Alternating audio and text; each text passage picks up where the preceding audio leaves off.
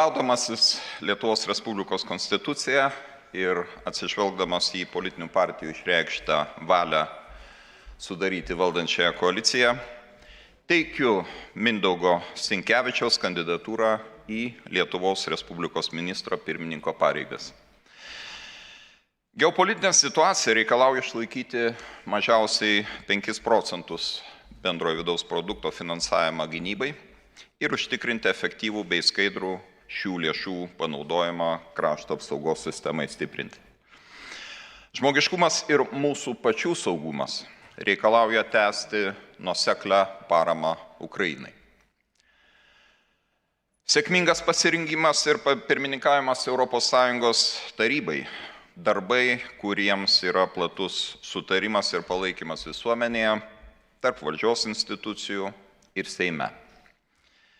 Ministrui pirmininkui, jo vadovaujamai 21 vyriausybei ir naujajai koalicijai taip pat teks užduotis ir pareiga rūpintis mūsų šalies vidaus reikalais. Tikiuosi, kad kandidato darbo vyriausybėje, ilgalaikio vadovavimo savivaldoje ir atstovavimo Lietuvos savivaldybėms politinė patirtis leis šiems klausimams rasti platesnį politinį sutarimą ir užtikrinti darbingą ir konstruktyvų jų sprendimą. Pastaraisiais metais priimti svarbus ekonominiai ir finansiniai sprendimai sukūrė prielaidas tolesniam šalies augimui. Tačiau ypač svarbu užtikrinti, kad ekonominės pažangos vaisiais galėtų naudotis visos Lietuvos šeimos, gyvenančios visose Lietuvos regionuose. Svarbu ne tik tęsti šeimų stiprinimo politiką, būtina ieškoti ilgalaikių sprendimų demografiniams iššūkiams įveikti.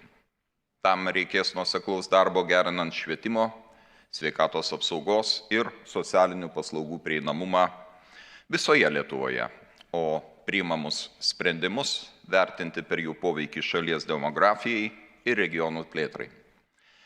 Šiam tikslui pasiekti reikia spartinti investicijų pritraukimą į regionus, lygiai greičiai rūpinantis mūsų energetinę nepriklausomybę, mokslo ir inovacijų plėtra, galimybėmis tvariai plėtoti verslą, užtikrinant žmonių užimtumą ir tolesnį Lietuvos ekonomikos augimą.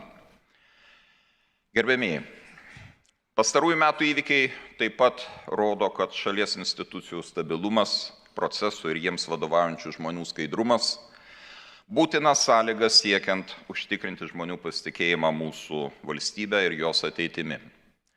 Šiems tikslams pasiekti reikalingas ne tik vyriausybės profesionalumas, bet ir gebėjimas prisimti asmeninę atsakomybę.